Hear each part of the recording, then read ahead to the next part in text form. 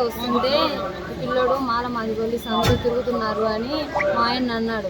ఇలా మేము తిరగొచ్చినా తిరగకూడదు అని చెప్పి ఈయన మాట్లాడినందుకు ముందర బయట నిలబడి ఉంటే ఇంకా వచ్చి కట్టి తీసుకొని ఫలాన్ని వచ్చినారు. దేవనగర్ సుంకన్న కదిరి సుంకన్న విజయ్.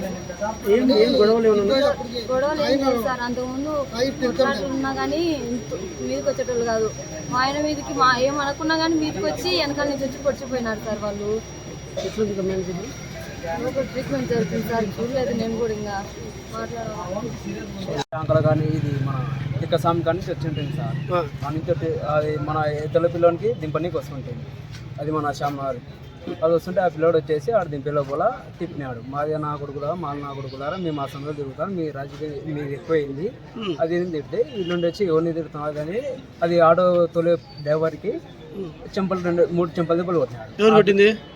అతనోడు ఇతనోడు పొడిపిస్తున్న అతనోడు ఎవరికి నువ్వు కొట్టేదని 2 ఏట్లు కొట్టాడు. అతను కాడికి అయిపోయింది. ఆ ఆటో డ్రైవరు భయపడి వెళ్ళిపోయినాడు.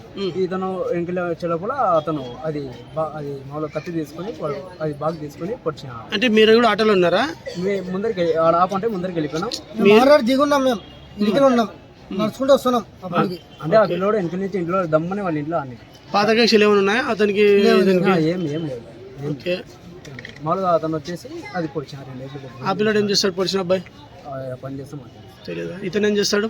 ఇతను వచ్చేసి రాడ్ బిల్డింగ్ పని చేస్తాడు. ఎక్కడ ఏరియా? ట్యాంకి పని చేస్తాడు విజయవాడలో. ఏడే వచ్చేసి ఇది మన శ్యామ. మీ రెండో ఏరియా ఎక్కడ? శ్యామ.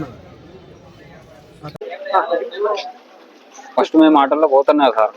దేవనార్లేకి ఎంట్రన్స్ లో ఆ మంచి ఆల్రెడీ కూడా పెట్టుకున్నా ఎవరితోనో చిన్నగా అటు పోతున్నప్పుడు ఎవర్రా మీరు అది అంటే లేదన్నా మనం పండుగ చేసుకొని పోతున్నాంలే తాగేసిపోతున్నాం అంటే ఇక్కడ మాది వాళ్ళు రా కొడుకులారా అది అని ఆటో పిల్లని కొట్టినాడు సార్.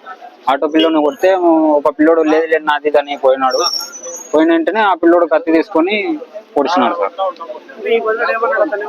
అంటే అన్నాడు ఎవరిని కంటున్నావు రా నువ్వు ఇంత పని అని అంటే నువ్వే నీదేంద్రా అని కత్తితో పొడిచేసినాడు సార్. పాత కేసు ఏం